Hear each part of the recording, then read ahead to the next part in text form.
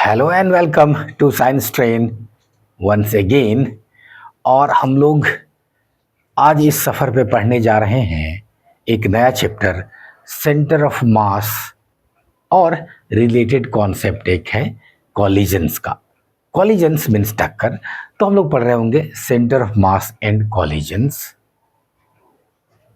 Centre of mass chapter का concept क्यों आया? सबसे पहले ये तो इसलिए आया क्योंकि इससे पहले वाले सारे चैप्टर्स में आपको कहा जाता है कि कोई मास गिरा तो आप कहते हैं एम गिरा, ठीक। आप कहते हैं कि एम गिरा, आप उसको एक सीधे गोल ऐसे घेर देते हैं या कहते हैं एक ब्लॉक है वो गिरा, बात खत्म। कभी ब्लॉक लिखा हो, कभी पेन गिरा हो, आदमी गिरे, जो गिरे। आप इसके पहले वाले चैप्टर में इससे ये मतलब नहीं रखते हैं कि वो जो सामान गिरा है उसका शेप और साइज क्या है, वो कैसा है, लंबा है, मोटा है, पतला है, उसकी डेंसिटी कैसी है, किसी एक तरफ ज़्यादा तो नहीं, एक तरफ कम तो नहीं। इन सब से कोई मतलब नहीं होता है आपको। तो ऐसे केसेस में जो मास आप ले रहे हैं उसको आप कह देते हैं कि वो पॉइंट मास है, पॉइंट मास है, ठीक।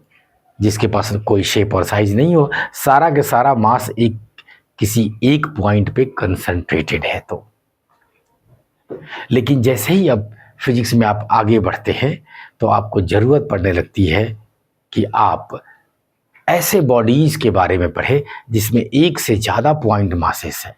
और आप अपने रियल लाइफ में जब देखते हैं तो लगभग सब चीज़ के पास शेप और साइज है, पॉइंट मास बहुत कम मिलेंगे आपके रियल लाइफ में।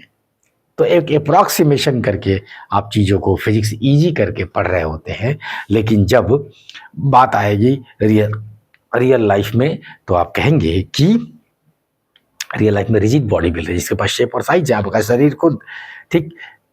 ये क्लिकर, ये घड़ी, ये पेन, सब चीज़ क्लियर। तो ऐसे बॉडीज जिसके पास शेप और साइज होता है, डेफिनेट शेप और साइज होता है, उसको क्या कहते हैं? उसको कहेंगे हम लोग rigid body. Rigid body, it has definite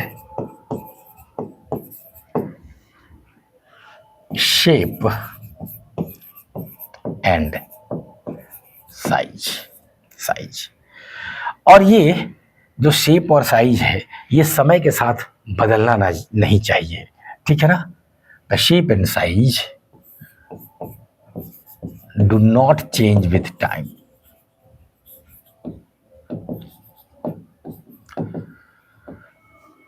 for example,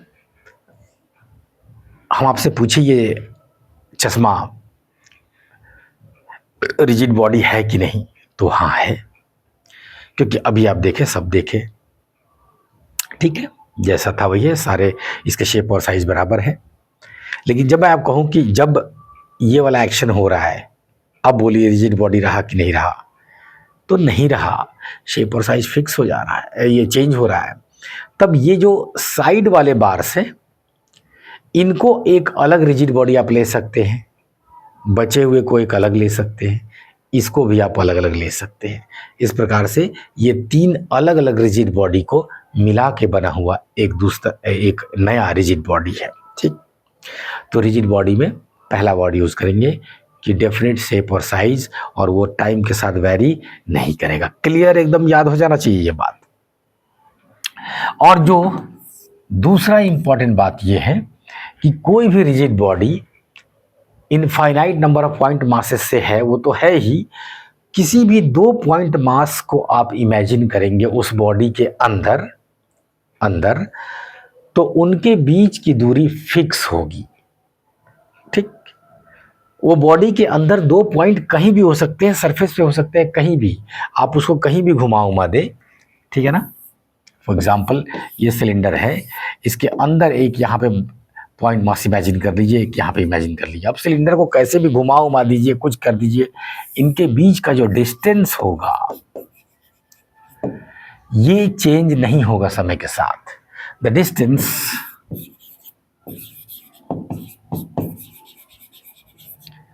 between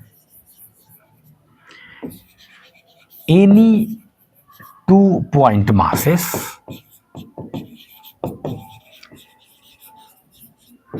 inside a rigid body does not change with time.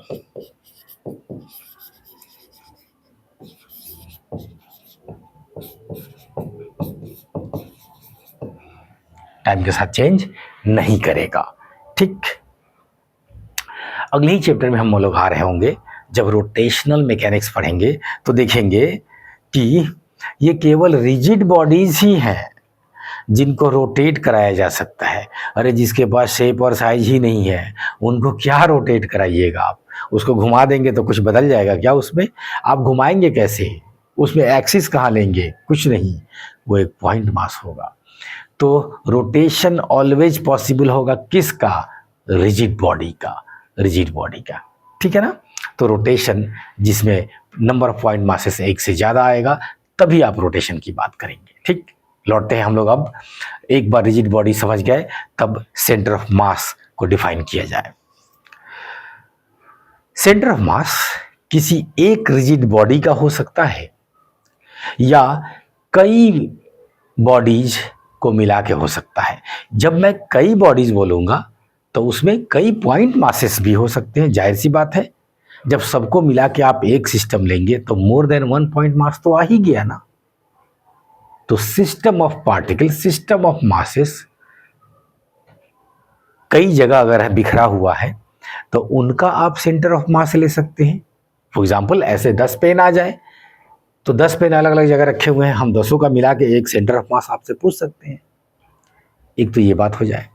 दूसरा ये कि रिजिड बॉडी खुद उसका एक अपना सेंटर ऑफ मास हो सकता है। ठीक, तो रिजिड बॉडी हो तब या मास बिखरा हुआ हो तब, सबको मिला के अगर किसी एक पॉइंट पे उनका मास कंसीडर किया जाए जो इक्विवेलेंट होगा, ऐसे बिहेव करेगा जैसे कि सारा का सारा मास वहीं पर कंसंट्रेटेड है। वहीं पर अगर हम फोर्स लगाए तो मास इनटू एक्सेलरेशन हो जाए। वहीं पर अगर हम बैलेंस कर दें नीचे से तो वो सारा बॉडी बैलेंस हो जाए, ना गिरे, ना घूमे, ना मुड़े। ऐसा जो पॉइंट है उस पॉइंट को कहते हैं सेंटर ऑफ मास। तो सेंटर ऑफ मास किसी रिजिड बॉडी का हो सकता है या मास डिस्ट्रीब्यूशन का हो सकता है। It is defined for a rigid body or a mass distribution। मास जिस तरह से बिखरा हुआ हो, डिस्ट्रीब्यूशन। ठीक है ना? Centre of mass is the point where all the masses of the system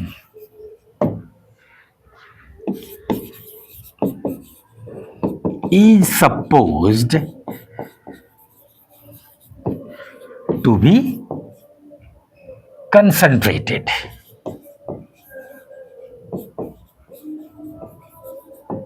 to be concentrated और टू बी प्रेजेंट। बात खत्म। एक जगह जहां पर हो। सेंटर ऑफ मास ट्रांसलेशन और रोटेशन में जब आप कंबाइंड मैकेनिक्स पढ़ते हैं, ट्रांसलेशन मतलब किसी लाइन पर मोशन होना और रोटेशन किसी एक्सिस के एलॉन्ग मोशन होना, तो सेंटर ऑफ मास बहुत ही आपके काम का चीज़ होता है। तो इसलिए इसमें से कई बातें वहाँ थोड़ी सी रिपीट होंगी जब हम लोग रोटेशन पढ़ रहे होंगे। तब जल्दी से जब आप इतना बेसिक समझ गए कि सेंटर ऑफ मास वो पॉइंट है जहाँ पर सारे के सारे मास अगर एक जगह होते तो कहाँ होते, जहाँ होते उसी को सेंटर ऑफ मास कहते हैं। तो जल्दी से आइए, अब जो हमें करना है वो ये कि अलग अलग बॉडीज़ को लेना है, देना है, समझना है, सोचना है और आगे बढ़ना है। तो आगे बढ़ते हैं। जो सेंटर ऑफ मास है उसको अगर डिफाइन जब कर दिया आप, तो मैथमेटिकली अगर उस पोजीशन को लिया जाए तो वो कहाँ पे लिया जाए, तो सिंपल आप कहते हैं कि अगर कोई बॉडी है मास m1, दूसरा बॉडी है मास m2, इनका जो है रेडियस वेक्टर r1 है और इनका रेडियस वेक्टर r2 है, तो centre of mass mathematically defined as x center of mass is m1 x1 plus m2 x2 divided by total mass. ठीक, हमने दो बॉडी का लिया है, इस तरह से मल्टीपल बॉडी हो सकते थे m3 x3। एक तो ये बात है। ध्यान देने वाली बात ये है कि ये जो जब लिख रहे होंगे आप, तो इसमें ऑलवेज कंसीडर करेंगे आप वेक्टर।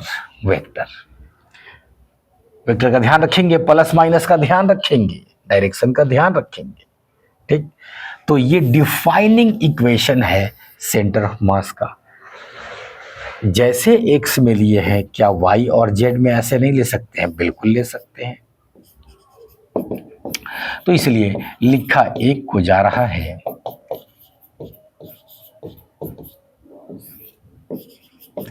m1 प्लस m2, उसी तरह से z हो जाता, मैं सबको नहीं लिख रहा हूं। ठीक है ना। ये जो डिफाइनिंग इक्वेशन आया, नीट पॉइंट ऑफ व्यू से, नीट के लिए आप इसको ही ठीक से समझ लेते हैं और इसको अप्लाई करना सीख लेते हैं, लगभग 90% क्वेश्चन आपसे सॉल्व हो जाता है, कोई दिक्कत नहीं आती है। ठीक, जहां भी मैथमेटिक्स में ज़्यादा इधर उधर अगर आप कोऑर्डिनेट्स में आप परेशान हो रहे हैं, एक साथ आई जे के में, तो आप एक एक करके लीजिए ना, किसने रोका है? ठीक है ना। कहीं पर भी कॉम्प्लिकेटेड ऐसा मैथ्स आ जाए तो नीट पॉइंट ऑफ व्यू से ये एक चीज को समझ गए तो आप बहुत इंपॉर्टेंट बात समझ जाते हैं। ठीक, ये देखिए, लाइक वाइज सारे एक्सिस में ले सकते हैं। अब अगर टू बॉडी सिस्टम हो तब, आप जानते हैं सबसे सिंपल तो दो बॉडी ही सिस्टम हो सकता है। ज्यादातर बातें आपसे इजी पूछी जाती हैं, उसी में थोड़ा समझने वाली बात पूछ ली जाती है। तो अगर टू बॉडी सिस्टम हो, केवल टू पार्टिकल सिस्टम अगर हम ले लें, तो जरा देखिएगा, अब आपकी ये आजादी है कि ये टू पार्टिकल सिस्टम में से किसी एक को आप ओरिजिन पे ले लें, तो इसका पोजीशन 0 0 हो जाएगा, x में भी 0, y में भी 0, इसका पोजीशन कुछ x में आएगा, तो कोई दिक्कत नहीं है। आप कहेंगे कि अगर ये r दूरी है दोनों के बीच ये m1 है, ये m2 है, तो इनका सेंटर ऑफ मास आप निकालेंगे, तो आप कहेंगे m1 into 0 plus m2 into r divided by m1 plus m2। ठीक, ये 0 हो गया, दिख रहा होगा आपको। तो m2 by m1 plus m2 r।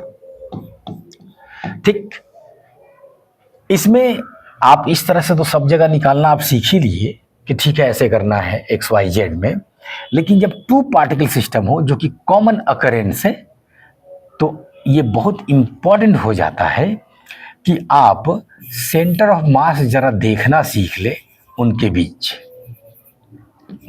जरा देखिएगा, ये m1 है, ये m2 है, तो इस इक्वेशन से भी क्लियर है और आपको अब दिखाई भी दे रहा होगा कि m1 m2 का सेंटर ऑफ मास बीच में ही कहीं आएगा,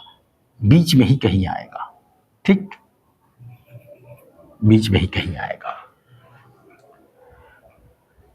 अगर m2 बड़ा है, देखिए m2 पर आया था, ठीक है, तो x बड़ा होगा, मतलब m2 बड़ा है तो सेंटर ऑफ मास उसके पास होगा, ओरिजिन से दूर होगा, मतलब m2 के पास होगा।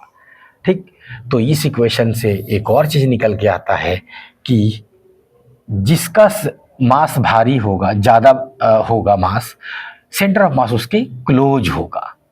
ठीक, ये बात। और ये भी निकल के आता कि अगर x में है तो सबका x में ही आना होगा।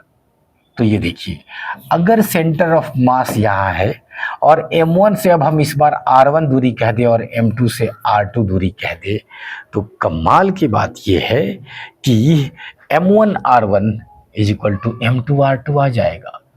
जरा देखिए, अगर हम इसी को ओरिजिन ले लें, ओरिजिन ले लें, तो आप कहेंगे कि x हमने निकाला, m1 r1 निगेटिव है तो ले लीजिए क्योंकि ओरिजिन के पीछे है, m2 r2 पॉजिटिव है, रहने दीजिए, divided by m1 plus m2। और इस चूंकि हमने ओरिजिन इसी को मान लिया, सेंटर ऑफ मास को ही मान लिया, तो x को आना होगा 0 0। तो इसी वजह से आप देखिए ये जाके इधर 0 हो जाएगा, तो m1 r1 is equal to m2 r2। ये बहुत खास चीज़ है और क्वेश्चन सॉल्व करने के लिए ये बहुत काम आने वाला है आपका। ठीक, कल हो के आप जब रोटेशन पढ़ रहे होंगे तो उस समय भी आप तराजू ले रहे होंगे, इधर का टॉर्क इधर का टॉर्क, तो आप देखेंगे m1 r1 m2 r2 हो जाएगा। ठीक, क्योंकि इधर फोर्स mg जो है g, इधर भी g से g कट जाएगा, टॉर्क लेते समय पता चलेगा कि m1 r1 m2 r2 relation use कर रहे होंगे आप। तो ये बहुत काम का चीज़ है। और इनफैक्ट इस चैप्टर में भी जब क्वेश्चन हम लोग बना रहे होंगे तो जहाँ जहाँ मौका मिलेगा ये सिंपल तरीके से सॉल्व करेंगे। जल्द ही एक क्वेश्चन आने वाला है, देखेंगे उसको। ठीक, तो यहाँ पे थोड़ा उसको फील कर लीजिए कि जो भारी होगा उसके पास होगा। तो ज़रा देखिए, तो m1 बाई m2 ले रहे हैं तो उधर r2 बाई r1 हो जा रहा है, मतलब इन्वर्सली प्रोपोर्शनल है, इन्वर्सली प्रोपोर्शनल है। ठीक,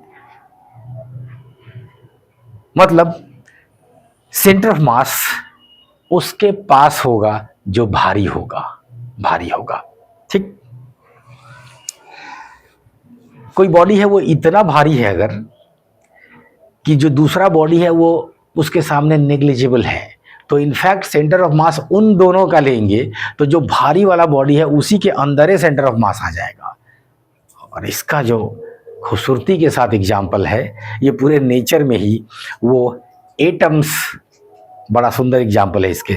सारे एटम्स, न्यूक्लियस इतना भारी है, इतना भारी है कि आप सेंटर ऑफ मास अगर लेने चले इलेक्ट्रॉन का और न्यूक्लियस का, तो सेंटर ऑफ मास न्यूक्लियस के अंदर ही आ जाएगा, अंदर ही आ जाएगा। और जब रोटेशन पढ़ लेंगे तो आप फील करेंगे कि पता चला कि ये दोनों म्यूचुअल अट्रैक्शन से रोटेट कर रहे थे ना, तो ये अपने कॉमन सेंटर ऑफ मास के अलोंग रोटेट करेंगे।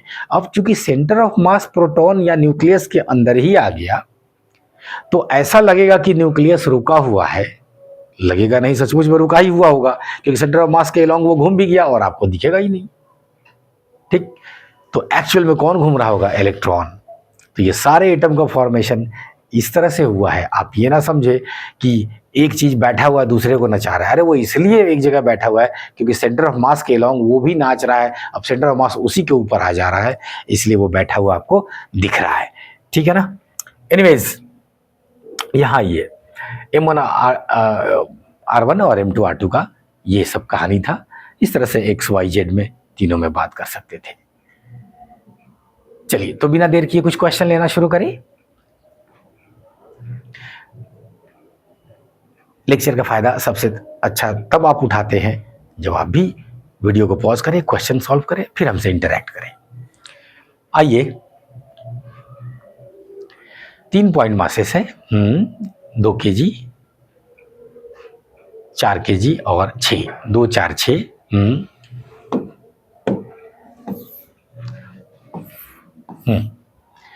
Kept at the 3 corners of an equilateral triangle of side 1 meter, find location of the center of mass। देखिए, थोड़ी देर पहले भी ये बात कह रहे थे कि ये तो आपकी मर्जी है ओरिजिन कहाँ ले, मास के ऊपर ही ले लिए तब, या सेंटर ऑफ मास के ऊपर ही ले लिए तब चलेगा। तो ये ट्रायंगल देके सीधे सेंटर ऑफ मास पूछ रहा है, तो हम कहीं से भी उस जगह को बता सकते हैं। एनीवेज सिमेट्री देखते ही आपको समझ में आ रहा होगा कि सेंटर ऑफ मास इसके सेंट्रोइड पे होना चाहिए, अगर तीनों मास बराबर होते तब, ठीक। लेकिन यहाँ तीनों मास जब अलग अलग है तो देख लीजिए 2 4 6, तो हम क्या करेंगे कि किसी एक को देयर सेंटर ऑफ मास, किसी एक को ओरिजिन मान लेंगे और वहां से बात कर देंगे। तो बहुत अच्छा ये रहेगा कि जो ओरिजिन में माने हैं वो 2 kg का मान लीजिए। आप कहेंगे सर कोई फर्क पड़ जाता है क्या? नहीं, कोई फर्क नहीं पड़ता, लेकिन अब तीनों जगह से थोड़ी दिखाना चाहेंगे, तो किसी एक से दिखाना चाहते हैं। चलिए इसको हमने ओरिजिन मान लिया।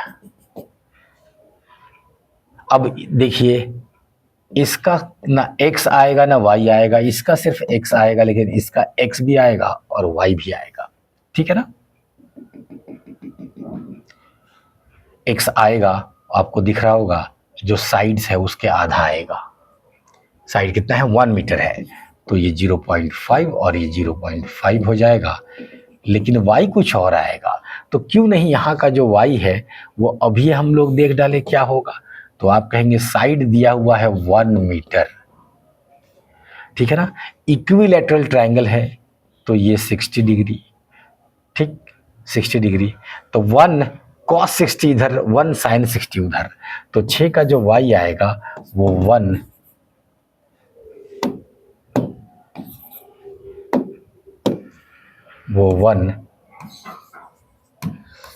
sin 60 डिग्री आया। क्लियर? और sin 60 आता है √3/2।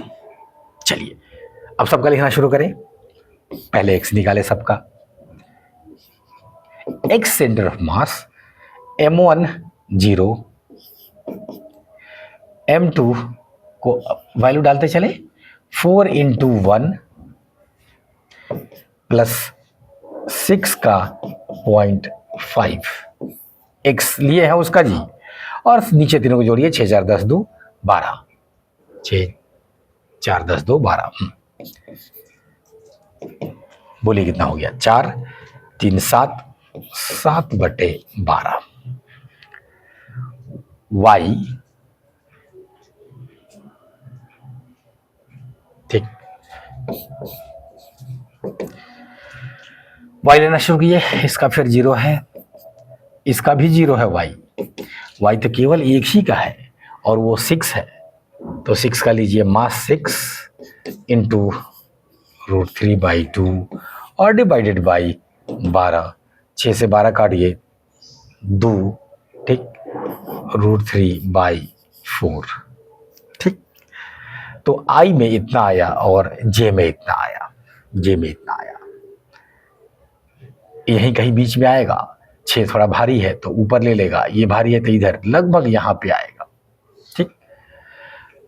वेक्टर की भाषा में आप आई जे में ही आंसर छोड़ सकते हैं, और चूंकि इसने कुछ दिया नहीं है आगे, तो आई जे में तो इतना आया, ठीक है। आप कहेंगे कि आर सेंटर ऑफ मास जो है 7/12I प्लस √3/4 जे, ये रहा।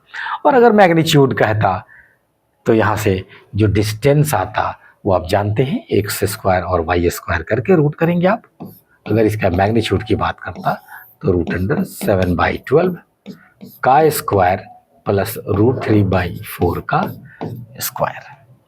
तो इस प्रकार सेंटर ऑफ मास हम लोग अलग अलग 2 एक्सिस में यहाँ पे देखें और आगे बढ़े। नेक्स्ट क्वेश्चन कह रहा है 2 बॉडी है, इस बार 1 kg का है और 2 kg, और ठीक है। Respectively calculate the coordinates of centre of मास। कुछ नहीं, ये आई है, जे है, ठीक है ना। चलिए फटाफट, तो सीधे दोनों को एक साथ लेके चल रहे हैं जी। आपको जहां पर भी दिक्कत हो शुरू में प्रैक्टिस करने में कोई बुराई नहीं है कि सिर्फ आप x वाले का एक बार निकाल ले, एक बार y वाले का निकाल ले। अब दोनों को एक साथ अगर लेके चलते हैं तो आप कहते हैं r जो सेंटर ऑफ मास है ये, चलिए 1 2 है ना, तो पहले 1 और 2 यहाँ हम लिख ले ताकि पता चले कि क्या है। 1 kg 2 kg, तो 1 इंटू 1 प्लस 2 इंटू -1 एक साथ ले रहे हैं दोनों एक्सिस में, तो एक साथ बैठा दीजिए, कोई दिक्कत नहीं। कि आप कहेंगे 1 तो आप कहेंगे 1i प्लस 2j। 2 kg का है -1i प्लस 3j और डिवाइडेड बाई द दोनों का मास 1 प्लस 2। आइए ऊपर में 1i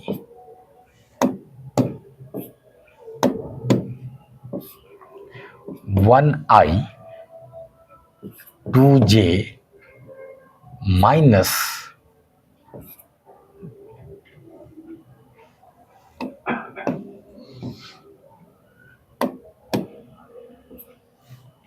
-2i plus 5j divided by 3। आई को आई के साथ जोड़िए जल्दी, तो -i बच रहा है, जे और जे में प्लस 7j हो जा रहा है और डिवाइडेड बाई 3। तो ये रहा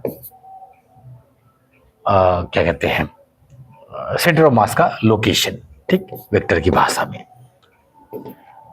आप कहेंगे -1/3 ऐसे लिखेंगे तो और सुंदर लगता है, i कॉमा प्लस में है 7/3j।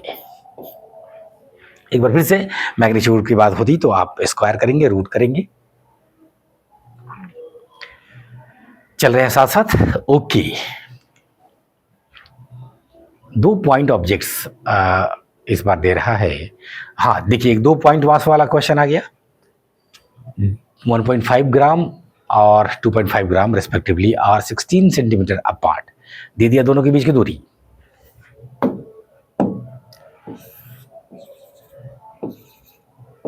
(16 सेंटीमीटर की दूरी पे है 1.5 ग्राम और 2.5 ग्राम। The center of mass is at a distance x from the object of mass। इससे x दूरी पे दे दिया, बहुत बढ़िया। तो आपको दिख रहा होगा m1 r1 दिख रहा होगा जी, तो यहाँ पे सेंटर ऑफ मास है, बहुत बढ़िया। Find the value of x, कुछ नहीं करना है, जब ये x है तो ये 16 माइनस x हो जाएगा। आप कहेंगे m1 r1 is equal to m2 r2। m1 है 1.5 ग्राम, r1 है x, m2 है 2.5 ग्राम, r2 जो है वो 16 माइनस x है। जल्दी कीजिए, ठीक, जी से जी काटिए। 1.5x इज इक्वल टू, यहाँ अभी काट देते तो ज़्यादा अच्छा था, लेकिन तब भी चलिए। 16 32 8 40 माइनस 2.5x इधर लाइए तो जुड़ जाएगा, तो 1.5 और 2.5 4x इज इक्वल टू 40, इसलिए x is equal to 40/4 is 10। अब अगर वो सेंटीमीटर में होगा तो सेंटीमीटर में ही रहेगा, हाँ ठीक है। तो x का वैल्यू 10 सेंटीमीटर आया, 10 सेंटीमीटर। ध्यान रखेंगे किधर से बोल रहा है, क्योंकि ये 10 है तो ये 6 आएगा। और आपको दिखना चाहिए कि सेंटर ऑफ मास जो है 6 आया है, किस से, 2.5 से। यहाँ पे फिगर बनाते समय ये मेरी गलती है कि मैं 1.5 से ही नज़दीक ले बैठा गलती से। ध्यान रखेंगे, वो ठीक है, उस समय मास हमको दिखाई नहीं दिया, फील नहीं हुआ। आप अब देखेंगे, फील होना चाहिए आपको। भारी है तो सेंटर ऑफ मास उसके पास जाएगा, बात खत्म। तो आधे रास्ते से आगे रहेगा ऑलवेज, जिधर भारी है उसकी तरफ। एक बार फिर से आपसे IJK का मामला थोड़ा पूछ रहा है।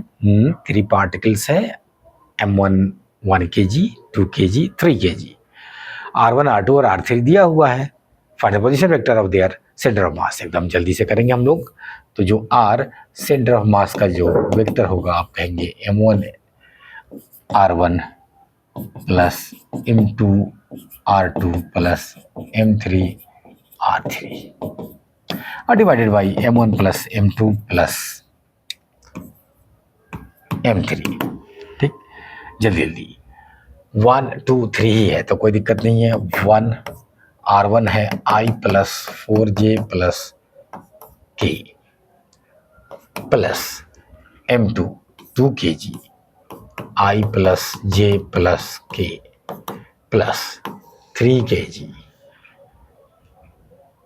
2I minus J minus 2K divided by 3 2 1 is 6 I plus 4J plus K plus 2I plus 2J plus 2K plus 6 I minus 3J minus 6K divided by 6 I 2 1 3 6 3 9I J देखिए 4 2 6 और 3 गया तो 3 बचा प्लस में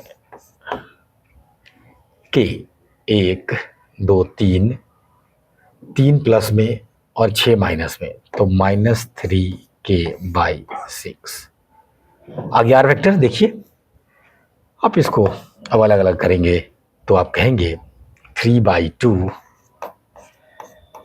I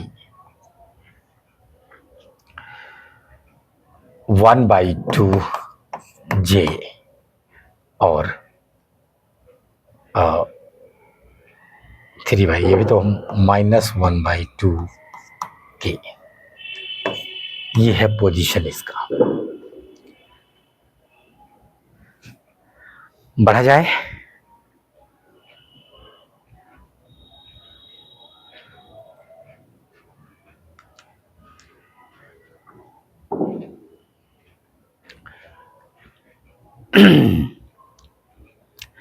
अब अगर कोई rigid body है जिसका मास इक्वली डिस्ट्रीब्यूटेड नहीं है, आगे हम लोग लिखेंगे कि अगर बॉडी सिमेट्रिकल हो और अगर उसके मास इक्वली डिस्ट्रीब्यूटेड है सब जगह की डेंसिटी सेम हो अगर, ठीक, तो अगर वो एक रॉड है तो उसका सेंटर ऑफ मास उसके बीच में आएगा, कोई दिक्कत नहीं है। रिंग है तो उसके सेंटर पे आएगा, बॉल है स्फीयर है उसके सेंटर पे आएगा।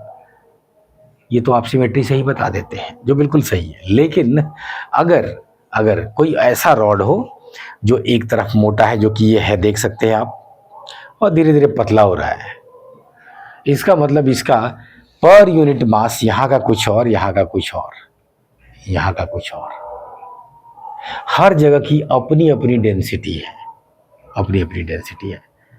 तो ये वेरिएबल मास डिस्ट्रीब्यूशन की बात कर रहा है। सब जगह का अपना अपना, हर लेंथ पे मास सेम नहीं है।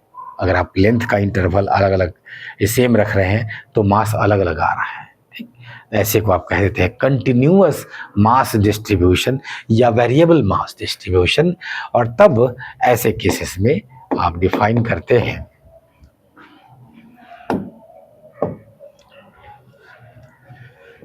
x सेंटर ऑफ मास जो होगा ये x dm divided by dm, ठीक, जहां से जहां तक इंटीग्रेशन मांगा जा रहा हो आपसे। dm क्या है? वो स्मॉल मास है, स्मॉल मास है। उसी तरह से y dm बाई dm, उसी तरह से z is z dm by dm, ठीक। जल्दी से इसको और समझने के लिए एक दो क्वेश्चन ले ले बाई dm।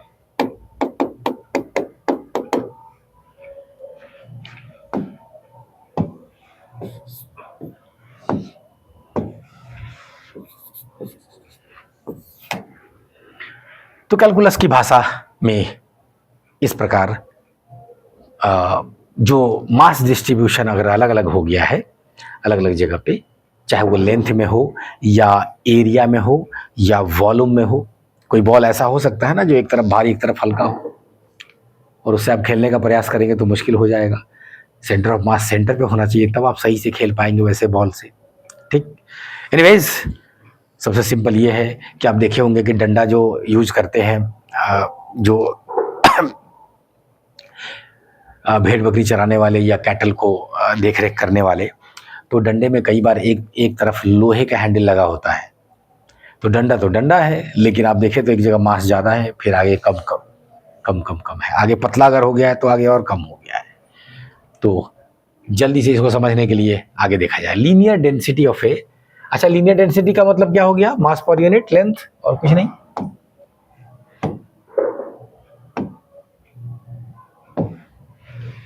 लीनियर डेंसिटी और कुछ नहीं है, मास पर यूनिट लेंथ हुआ।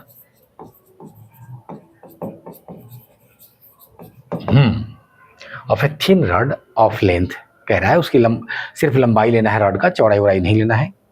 1 मीटर का है और वो लीनियर डेंसिटी वैरी कर रहा है लेमडा 1 + 2x से, ठीक है ना। Where x is the distance from one end, find the distance of centre of mass. चलिए रॉड ले लीजिए और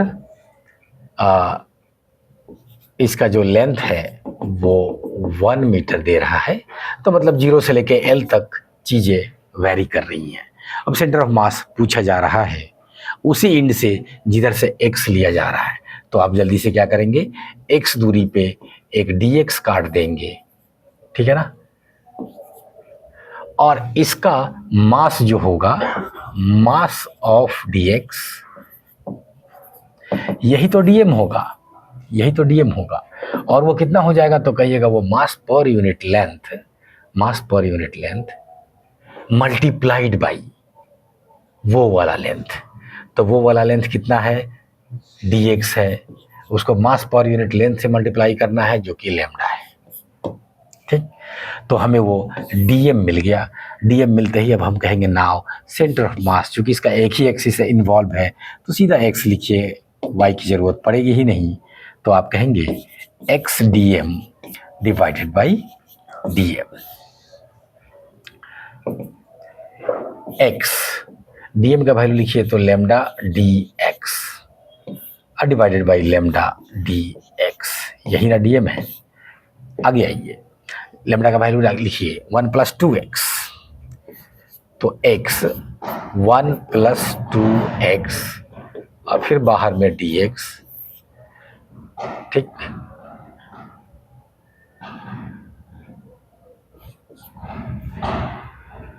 नीचे में फिर से लेमडा लिखिए 1 + 2x और बाहर में dx इंटीग्रेशन, और इंटीग्रेशन 0 to L होने जा रहा है, आपको पता है। आइए जल्दी जल्दी किया जाए। x dx plus 2x² dx divided by dx plus 2x dx।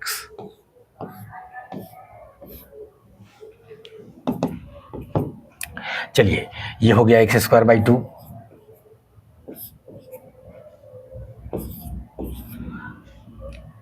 और 0 to L होने जा रहा है तो आसानी होता है क्योंकि सीधे L डाल देंगे, क्योंकि -0 करने का कोई मतलब नहीं है।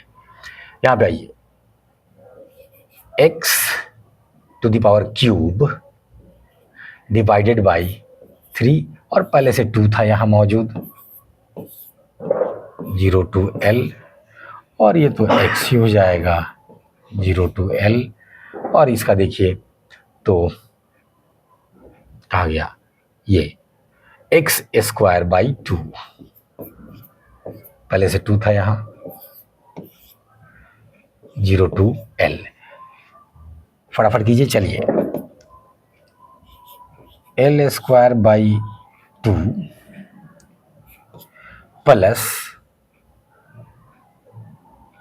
2L³/3 divided by L plus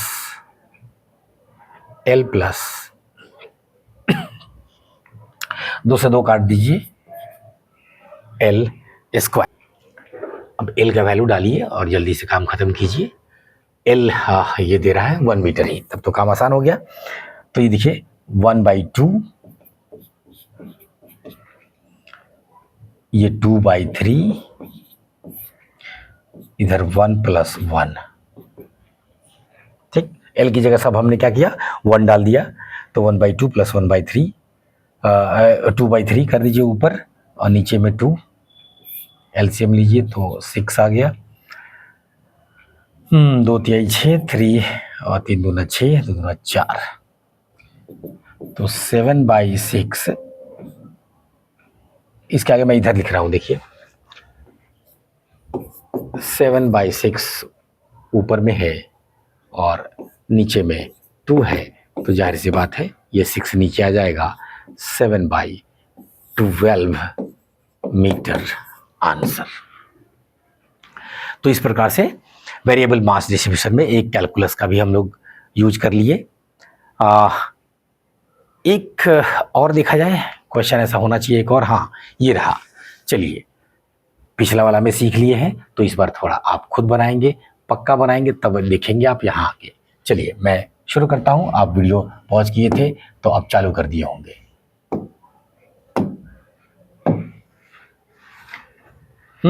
इस बार कह रहा है कि स्ट्रेट रॉड है, लेंथ एल का, ठीक है।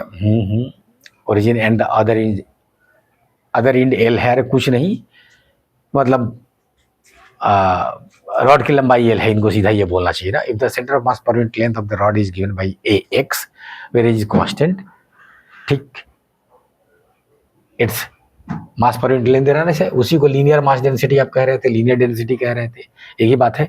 तो वो लेमडा यहाँ दिया हुआ है ax, ठीक।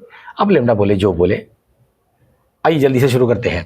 तो x पे ही फिर एक बार, तो आप कहेंगे x dm divided by dm, integration 0 से लेके l तक जाने वाले हम लोग।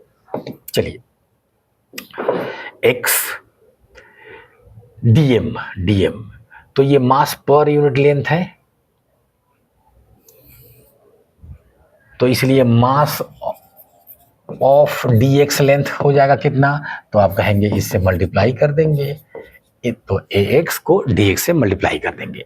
तो चलिए दोनों तरफ dm को डाल दीजिए, ax dx, नीचे भी ax dx, इंटीग्रेट कीजिए। चलिए अब एक बाहर ले लीजिए, x² dx, नीचे में भी a बाहर आने जा रहा है, ऐसे ही कटने जा रहा है, और x dx।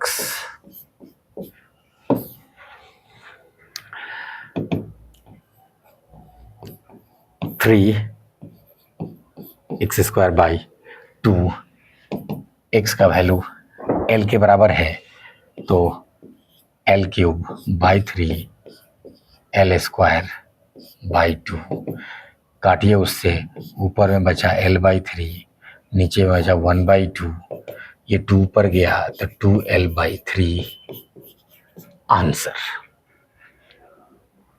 आंसर।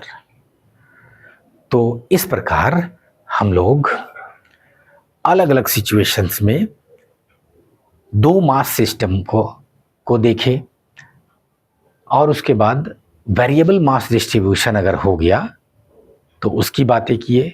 तो सेंटर ऑफ मास के इस कॉन्सेप्ट को इसी प्रकार हम लोग आगे बढ़ाते जाएंगे, और सिमेट्रिकल बॉडीज अगर हो तो उसका जो सेंटर ऑफ मास है, जो सीधे आपको दिखाई देता है वो दिखाई देता है, और एक दो जो है वो थोड़ा आप याद रखें तो अच्छा है। उसमें भी कुछ कॉम्प्लिकेटेड हो, फॉर एग्जांपल हेमिस्फीयर का याद रहे तो ठीक है, नहीं भी तो कोई दिक्कत नहीं, क्योंकि वो सीधा याद करने वाली बात हो जाएगी। उतने ज़्यादा उलझने की ज़रूरत नहीं है किसी एक जगह पकड़ के सेंटर ऑफ मास में। आगे बढ़ते जा रहा है आपका लेवल, जैसे जैसे आप रोटेशन पढ़ेंगे, बाकी चीज़ें पढ़ेंगे, न्यूटन्स लॉ को फिर से कंबाइन करेंगे, बीच में कई चीज़ें आएंगी, तो आपका कॉन्सेप्ट और अच्छा होते जाएगा। मिलते हैं अगली क्लास में। Thank you.